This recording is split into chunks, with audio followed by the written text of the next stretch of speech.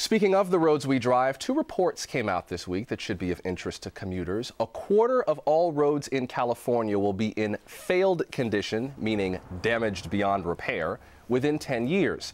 That's according to the recent California statewide local roads assessment.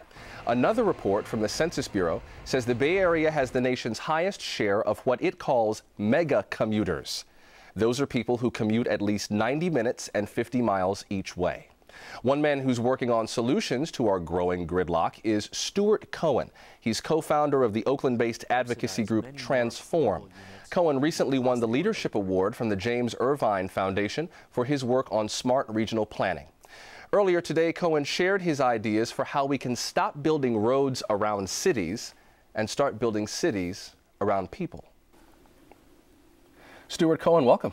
Thank you for having me. How did we get to this point? How did the Bay Area become the nation's leading region for mega commuters? What have we done wrong that no one else has done quite so wrong? Well, about 50 years ago, like a lot of the rest of the country, we started designing our communities and our transportation system as if people would have to drive for every trip.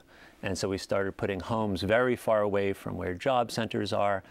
And I think we know what people want. People want a place where they can walk to activities and parks and shops and restaurants. And we've just engineered that out of a lot of people's lives. And the other thing that we've done is we've done a great job of protecting our open spaces, but we haven't done a good enough job of making sure where we are growing, we're providing homes for people of all incomes. So we basically built the Bay Area to be the kind of place where you gotta drive. That's right. And these mega commuters that we've been hearing a little bit more about are just in search, really, of affordable homes. And it seems like people are in that search going farther and farther out. There are more and more places. One of the mega commute routes that was listed as one of the worst in the country in the census study was from Stockton to Alameda County. So they're just going farther and farther out until they can find a place to live. Yeah, and I passed a sign heading out past Tracy 10 years ago that said, drive another 15 miles, save $100,000. I didn't have my camera with me, but that drive till you qualify for a mortgage is part of this problem. And we've been focusing our transportation investments to accommodate that, spending billions of dollars on highway expansions, when all that's happening is we're just flowing more and more long-distance commuters in, clogging up the roads. And so we've got to get away from that pattern, and we're starting to. So what do we do? Well, so that's the question ahead, is how do we invest our transportation dollars and how do we grow differently? In terms of how we invest, we make sure that we're investing in existing communities and providing choices for people on how they get around. And so we are starting to put in more transit systems. We are starting to invest in bicycle safety and making it easier to have crosswalks. But we've got to accelerate that. And let me just we need more bang for the buck. And so in San Francisco, as an example, Muni is slowing down as cars clog up the city. If we can just increase the speed of the buses by 1 mile an hour, from 8 miles an hour to 9, we'll save $50 million a year on operating costs because you can do more trips. And we've got cars fighting with buses, fighting with Muni, fighting with taxis, fighting with everything else. I would imagine that some people would think in order for someone to win this fight, someone else has to lose. In order for you to gain, I have to give up. How do you keep all of those things in balance without making somebody feel like, oh, you're taking my roads away from me? It's a great question, and I think with transportation and with how we're growing, there's win-wins that we're not taking advantage of. One of the ones in San Francisco is going to be where we have really high volume bus lines, like the Geary line, carrying 50,000 people a day stuck in traffic or behind double parked vehicles. We give that its own dedicated lane.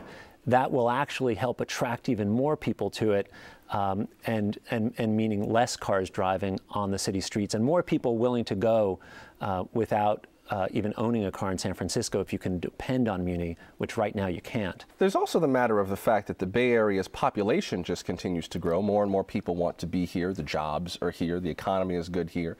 Where do we put all of these people, and how do we allow traffic not to create even more mega commuters? What do we do for the growing population? Right. Well, we have a tremendous amount of space in our urban fabric that we can build upon and even improve. The key thing is to really engage the community's values when you start to do that, so it becomes a better place that could actually reduce the amount of driving. And how is that possible? Well, you take a place that has maybe vast parking lots and isn't that attractive, and then you just build up to the sidewalk so that people can enjoy a vibrant street life. And what happens is you actually create destinations that make it that people living nearby suddenly have a place to walk to or have a short drive to, instead of these long drives to everywhere we're going. So before growth and change is going to happen, we start by asking the community, what do you love about this place? We want to preserve that, but what do you need? And we've been going around the whole region doing that in communities from Antioch to San Jose. And people say different things, but you can then offer that up as part of the planning process. And so in San Leandro, they wanted a child care center near the BART station so they can do a quick drop-off. They wanted safer streets. They wanted a better grocery store downtown, and they wanted some parks. It was included as part of the plan that came for their downtown, and what we saw was a huge embrace of that plan, and it's now being implemented. Where do you think is the most ripe for beginning this kind of strategy? So it's got to happen all over in the South Bay, where a lot of the jobs are going. We've got huge opportunities along boulevards like El Camino and in a lot of the wonderful downtowns that already exist in the Bay Area. It's really bringing back a lot of the type of growth that happened 100 years ago when you were just able to walk to your daily activities. You took BART here? I did take BART here. And walked from the 16th Street yes, 16th and it's station? A beautiful day to do it. It is indeed. And you are part of the solution.